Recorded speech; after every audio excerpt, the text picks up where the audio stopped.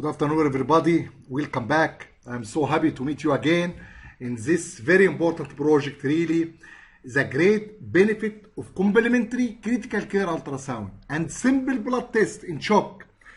In the first hour in approaching shock by critical care ultrasound and very simple, rapid, quick test, you can reach to a huge information about the pathophysiology of shock and how visually you manage the shock patient. Let us see this in this case study.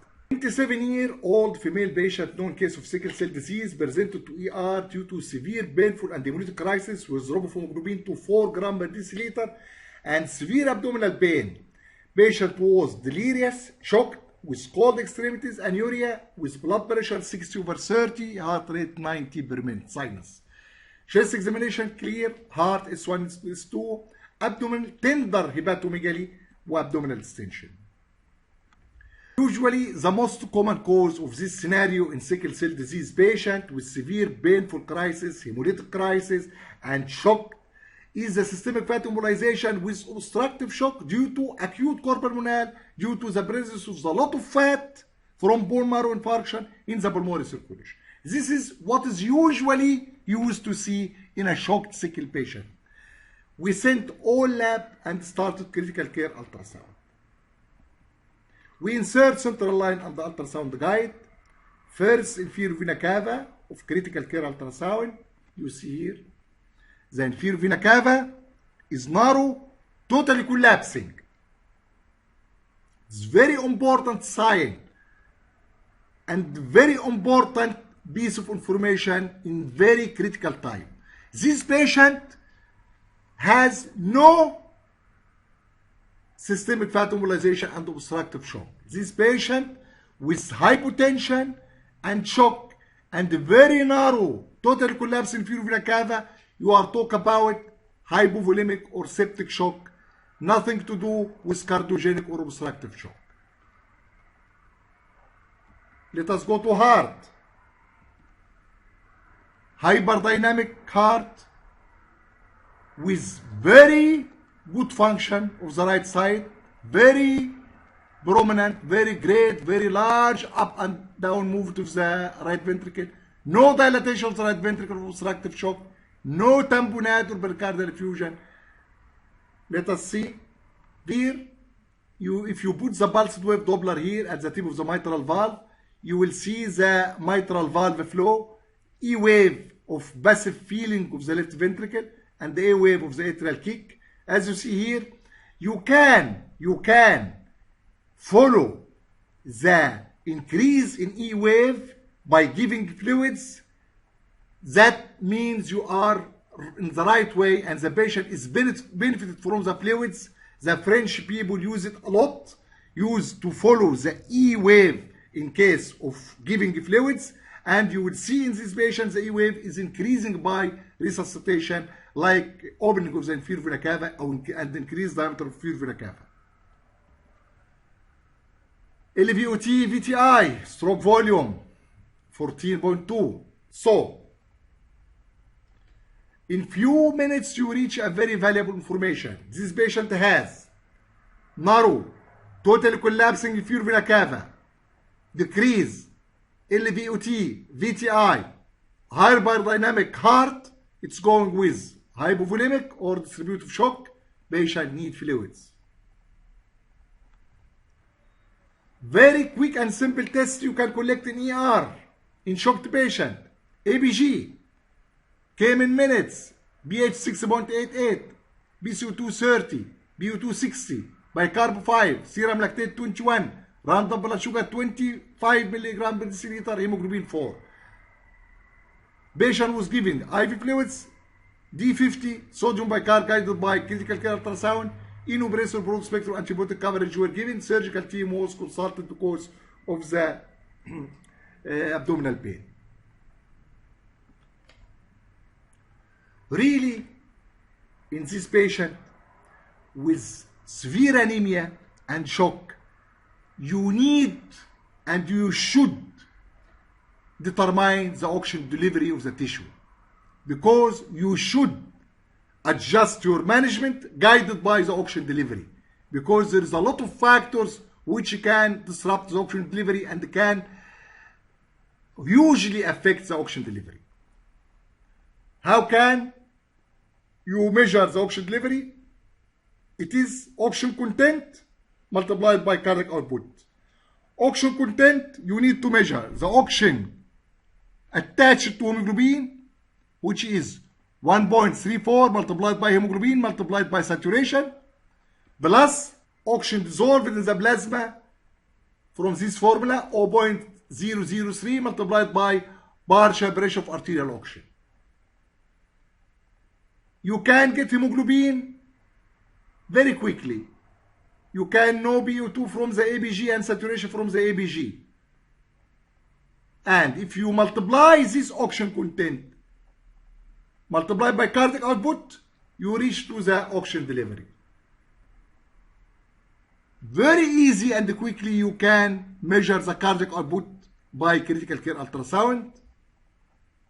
By first, in long axis parasternal view, you will measure the LVOT, left ventricular outflow tract diameter in systole at the base of the non-coronary cusp to the right coronary cusp, and by measuring the LVOT VTI in the 5-chamber view, you can very easy measure the cardiac output.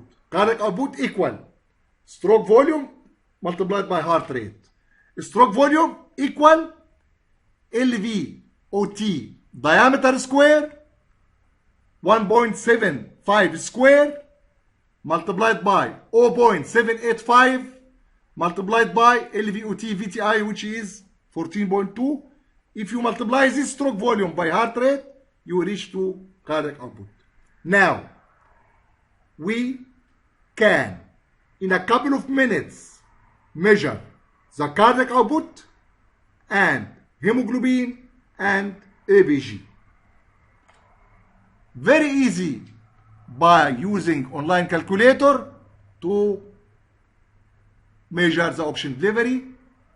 Just you will put cardiac output and the oxygen content, which equal to the oxygen in the hemoglobin, attached hemoglobin, and dissolved oxygen, as we saw in the formula.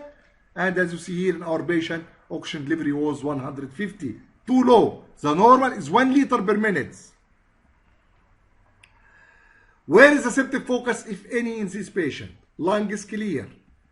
In case of severe abdominal pain and shock, you should go to the abdomen. And in this patient, we find very tricky and very critical and dangerous cause of sepsis here.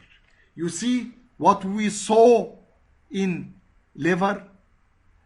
Echogenic cord with shadowing in the portal radicle at the left lobe of the liver, denoting air in the portal tract, which is very ominous signs, denoting severe mesenteric ischemia and sepsis.